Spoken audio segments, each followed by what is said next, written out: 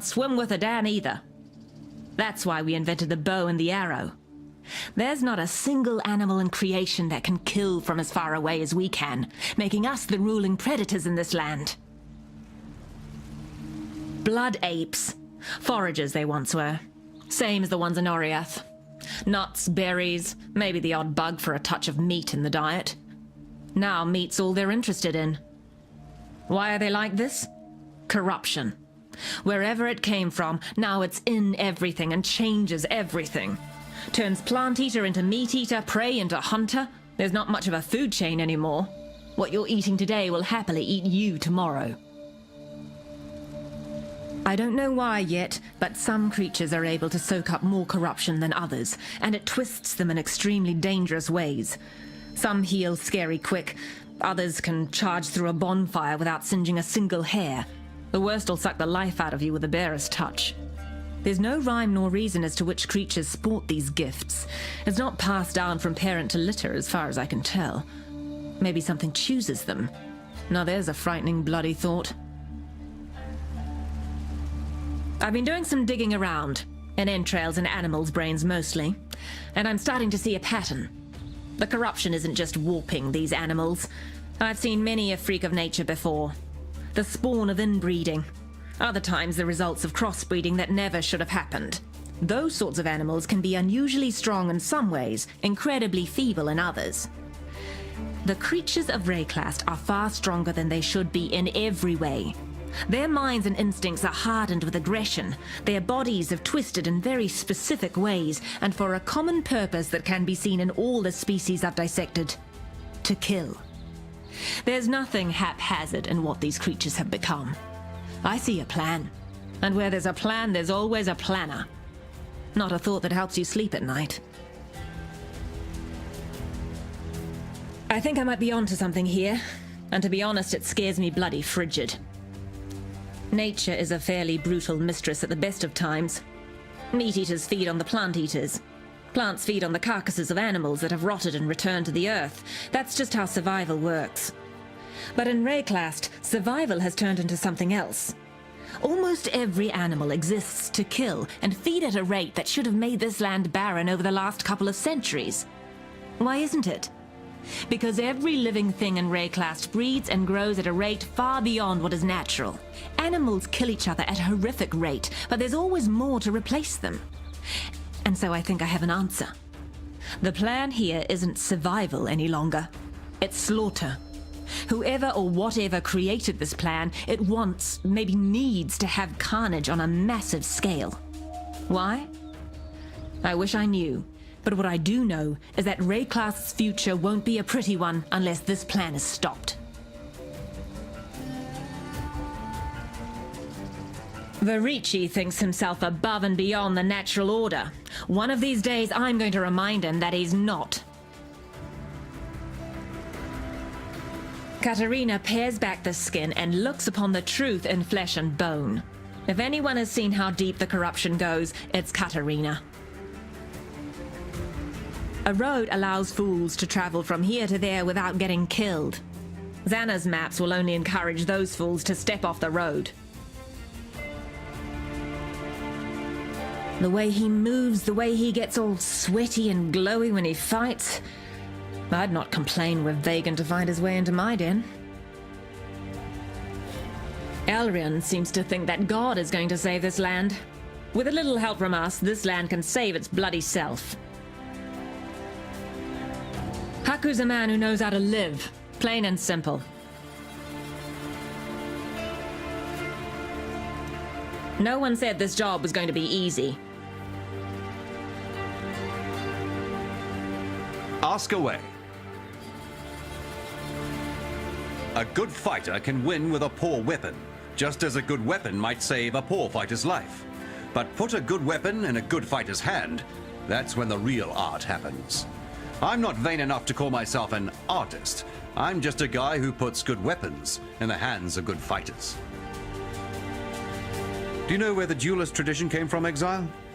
The Ezamites. Early on, those Western potato munchers worked out that war was a pretty bloody stupid idea, at least for the wholesale slaughter side of it. So they fashioned themselves a tradition of championship. Here's how an Ezomite battle would go. Both sides get dressed up in their fiercest and finest war garb. They'd all prance about, banging drums and flinging curses at each other. Then when everyone was het up enough, a few chosen lads or lasses would step forward and fight it out. To the death, usually. The point of it all? My champions win, and I get to have that fish-filled estuary on my border. Your champions win, and I hand over a few hundred cows. Deal done, and most of us get to go home. The Eternals pinched the idea from the Ezomites, and the Oriathans pinched the idea from the Eternals. I was invited into Duresso's Hall of Swords on my 15th birthday, Oriath's youngest ever initiate. The same age as Duresso was, when he put a rusty dirk through the eye of a seasoned murderer in a back-alley pit in Theopolis, his first ever kill. We came from nothing, Duresso and I. My old man was quick with the blade, but even quicker with his coin. I had to earn my respect and my gold the hard way, just like Duresso did. When you've nothing to lose, you've everything to win. It's not about being the fastest or the strongest or the smartest. Duresso was none of those, and neither am I. It's about how many times you thrust that blade, how many times you parry that killing blow. It's about how many times you're willing to bleed and heal and bleed again. In his younger days, Duresso lost more fights than he won. He was never seen without a bandage on his person somewhere. But he never gave up, because he and I both worked out early on that you have to get hit before you learn how not to get hit. Duresso claimed the Crown of Swords one day, and the beautiful Lady Mervale the next, though he soon learned that prizes are easier to earn than they are to keep. I've worn that crown and won myself the mantle of husband 3 times over. Managed to keep the crown longer than most, but those lovely ladies worked out pretty quick that being good at the arena isn't the same as being good at the hearth. So there's one thing I've learned that even the great Duresso never did. You can spend your life learning how to fight, but it doesn't matter a damn if you don't know what you're fighting for. I don't take a man's life in a duel. I earn it. Varici steals lives like he steals everything else. As fine as she is feral. That's Tora. Nice to watch from afar. Up close, I'm not a fan of claw marks on my ass. Sometime soon, I'm going to teach Katerina the definition of rest in peace. Zana needs to stop cataloging life and start living it. I'd show her the world if I could. Yet I don't think I'm even on her map. Elrion has his battles, and I have mine. Yet we fight for the same god. The Karui have spent centuries perfecting the art of war, and Haku is one of their finest artists.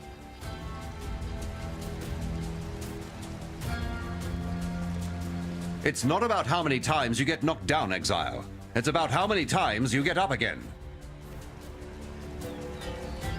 Yes. As my art flourishes, so does my craft. For every draught of corruption that my sculpture imbibes, I too receive a little splash. Enough to enable me to forge ever more exquisite tools of the thaumaturgical trade, tools with which we shall prevail in the dark days to come. Given time and suitable conditions, the dead walk of their own volition in Reglast. Why? The cataclysm remains, in soil and stone, water and air. Look closely, and you will see its dark hues, its corrupted radiance. Yet the seeing is the difficult part. It's why we look through the gems. Our petty living eyes are blind, yet these eternal stones, they will show us everything. The recent dead are utterly mindless. They remain addicted to life, their hunger for it overcoming every other faculty. On the contrary, the ancient dead gradually recover some residue of their former intelligence. Yet both are mere echoes of the true power that is the darkness to come. When flesh and bone, sense and spirit are saturated with darkness, only then can true and pure undeath be experienced. I do not speak literally of the absence of sun. I speak of a darkness that is home to all that have lived. We were born in darkness. We return to darkness. the warm sable of the womb, the cool pitch of the grave. It is in darkness that creation itself resides, ideas entwining in the recesses of the skull, lovers entwining in the night. The darkness that comes is the death of stagnation and the birth of creativity. The darkness is not a mindless thing like the sea or the air.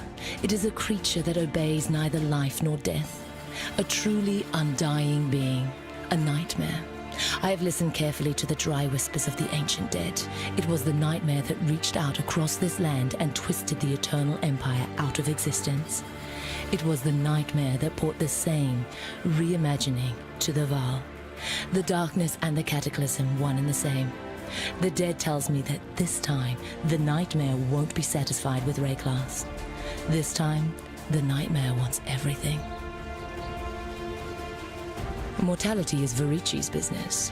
I keep a close eye on that assassin's doings, for he produces only the finest corpses. Tora produces only carcasses, not cadavers. I am an artist. I can't paint with only one color. Zana has walked and recorded paths to the darkness itself. I'd walk those paths too, if she'd let me. Vagan has honed his physique to perfection, but one of these days his mouth is going to get the rest of his lovely body killed. I look forward to that day. Alrion is obsessed with a dream of life after death. The afterlife isn't a dream. It's just like life. You work with it as best you can. The Karui mollycoddle their dead as a precious mother fusses over her children. Haku is no different. Given time and suitable conditions, the dead walk of their own volition in Rayclass. Why? The cataclysm remains, in soil and stone, water and air. Look closely, and you will see its dark hues, its corrupted radiance. Yet the seeing is the difficult part. It's why we look through the gems. Our petty living eyes are blind, yet these eternal stones, they will show us everything.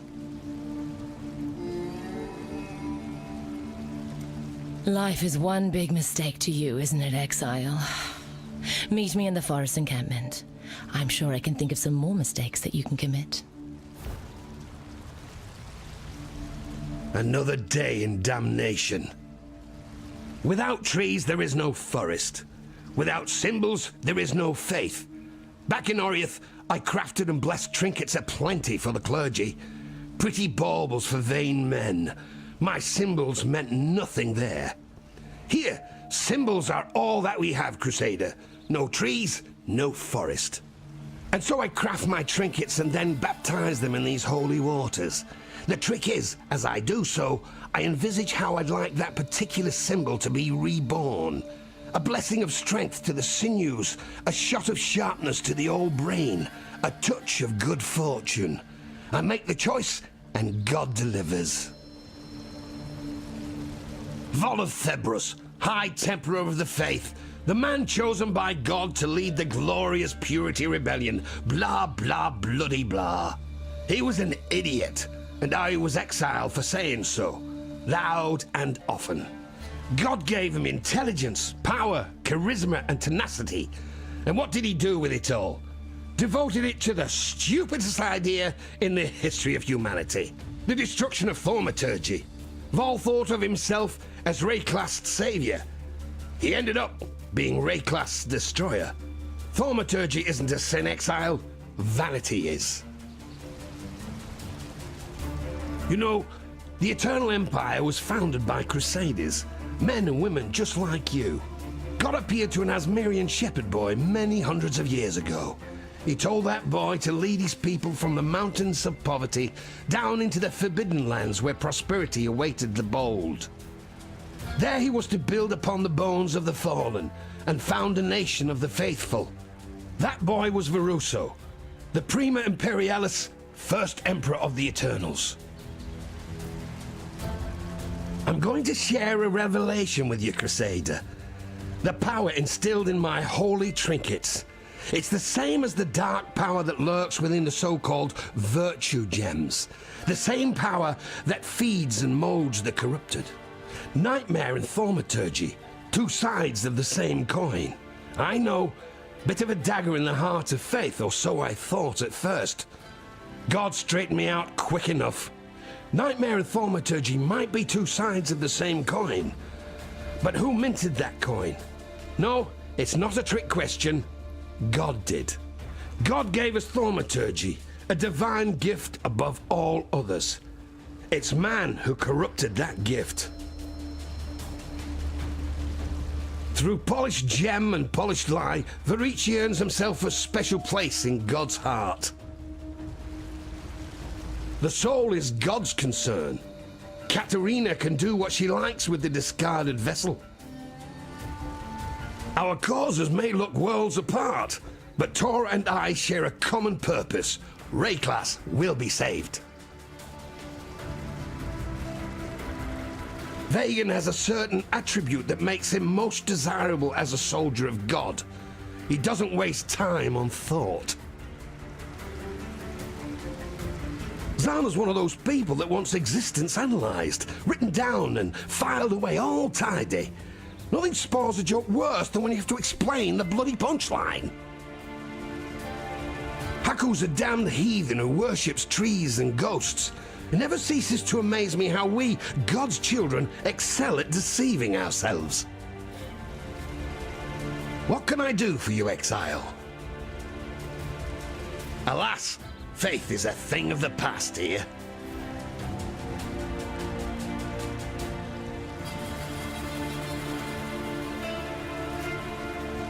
You want something?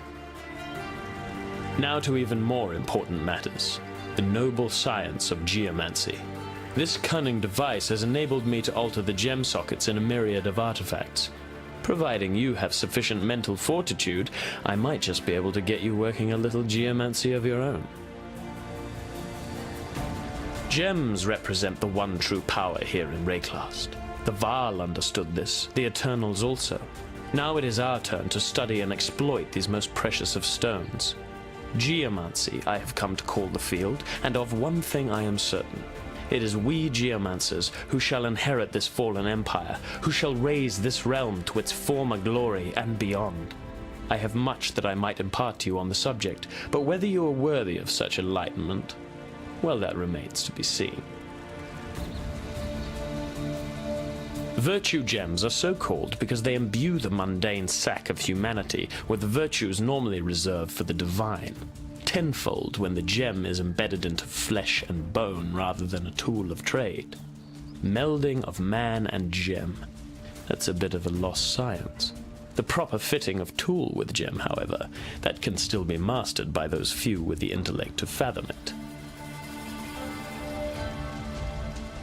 The Highgate Mines, that's where the virtue gems originated. At the head of the Grantori Vitalis, the aqueduct that runs north from San to the mountains, I procured a few shipping manifests from the docks. The gems were chipped out of the heart of the mountains and delivered to San by the ton. But from whence do the gems derive their power? Though I'm loath to admit it, even I don't know the answer to that one.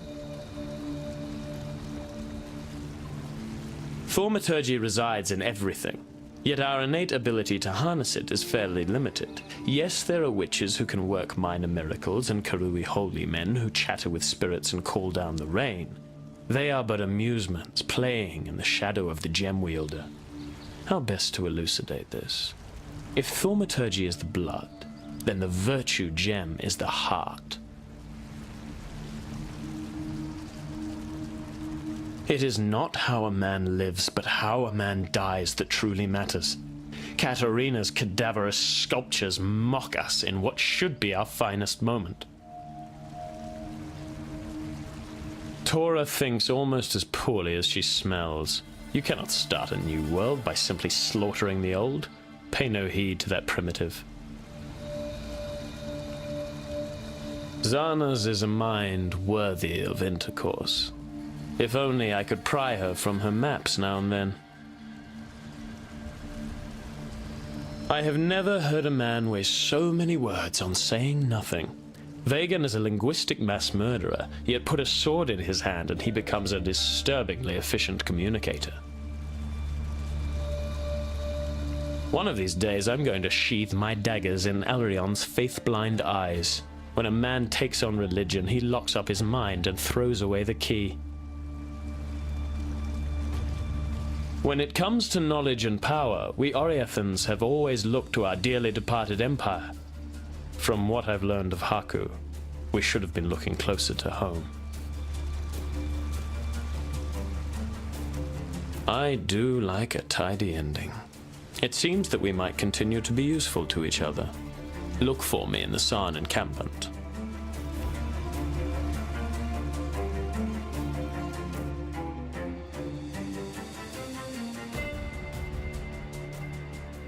You are a welcome sight. You are a welcome sight. Karui warrior must die in battle if he is to earn his seat at the table of the ancestors. It has been that way since the dawn of Karui.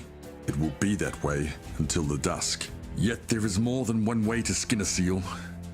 The spirits you bring me, I return to the battlefield. Armor and spirit bound together in the service of the Father of War, Tukuhama. The ancestors know this, respect this. They welcome a fallen spirit as they welcome the dying man. That is the Karui way. Karui warrior must die in battle if he is to earn his seat at the table of the ancestors. It has been that way since the dawn of Karui. The ancestors possess the knowledge of all Karui. Every man and woman who has followed the way has carved their life's wisdom into the meeting house of the remembered. Yet the ancestors cannot tell me how Kitava's tyranny might end. Only that it will, if we who still can, stand against him. It is in this hope that I choose to live. Hope is my fortress, and from it I wage war against Kitava's slaves. Yet I am but one warrior, one man who chooses to serve the Karui way. Perhaps there will be others. Perhaps even you. The stories of Calm that we were raised on, they are lies. I have read Lavianga's carvings, pored over the remains of Calm's promised kingdom out there on the coast. We were led to believe that Calm was the greatest of our warriors, that he died serving the Karui way. The truth is there for any to see. Kitava, god of corruption, consumed Calm from heart to skin. Calm became the greatest of Kitava's slaves when he abandoned his people to serve himself.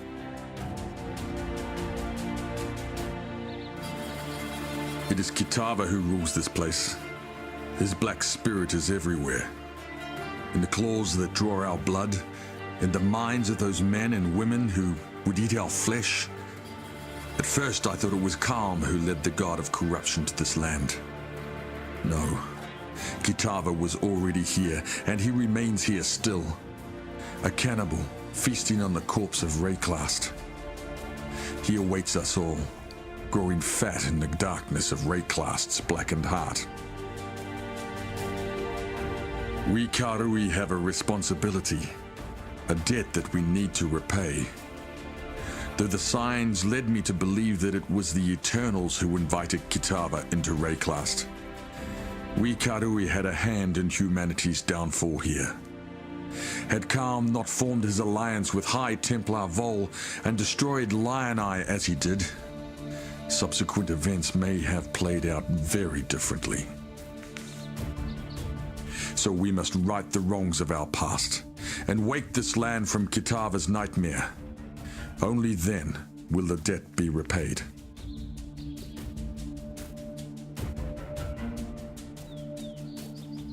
An army is needed to win a battle. To win a war, sometimes it takes only a man like Vorichi.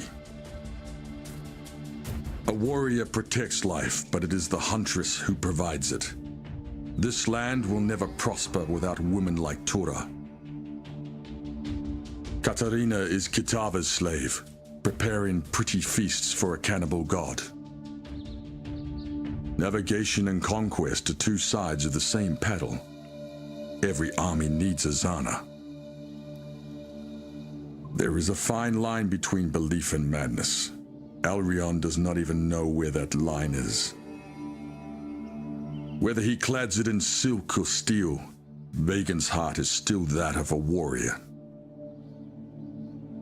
We Karui have a responsibility. The ancestors watch over you, warrior.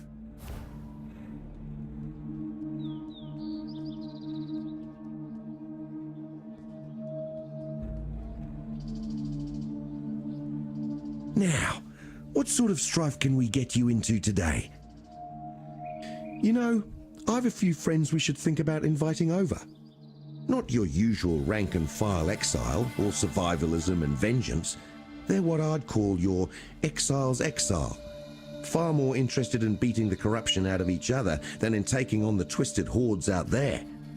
A sensible coping strategy, if you ask me, and a damned fine philosophy for producing gladiators. Anyway, you just say the word. I'm sure they'll be thrilled to meet you. Eternals would travel from far and wide to see the spectacles of Sarn Arena. The gemling diva Kalissa gave her final performance in there for Emperor Chittus himself. Legend has it, on that same day, the first gemling legionnaire cut through 4 Ezomite warriors in less time than it would have taken Kalissa to sing a single bar. It's seen more artists of war and of culture than any other place in the whole of Rayclass. Whatever becomes of this land, I'm going to make damn sure of one thing. Sarn Arena will continue to celebrate the spirit of glory. God knows, we all need a bit of glory in a place like this. Fair Maryline was one of the true greats of the arena in Sarn. Her skill with the longsword was second to none. Pinpoint accuracy and fast as a viper. As the story goes, she started out as a gutter kid, brought up by her maidservant mother. No one knew for sure who her dad was, but some pegged Crave Farblood as the most likely candidate. Apparently sowed more than his fair share of wild oats in his day. You know why she was called Fair Maryline? She was a looker by all accounts, but that wasn't how she earned the nickname. It was down to her fighting style. The girl was a dancer, so sure on her feet that she was bloody near untouchable. Could be something you want to try. Not the dancing bit, not literally, but working on your movement. Some fighters learn to take the hits, others learn to avoid them. Never seen a fighter successfully do both. It's through studying the greats that you learn how to be great yourself. Fighters who live in isolation tend to die there. This isn't widely known, but Hector Tertusius was an Essamite by birth. Varici's a backstabbing ponce with delusions of grandeur. I had a guts full of his type back in Oriath. Now they're turning up in Rayclast. There goes the neighborhood. I don't mind admitting that Katarina scares me bloody rigid. Can't say I understand her obsession with the deceased, but it's not for me to tell anyone how to run their life, or death for that matter. Tora's a pussycat. Scratch her belly and she's all purrs. Pull her tail and she'll have your eyes out before you can blink.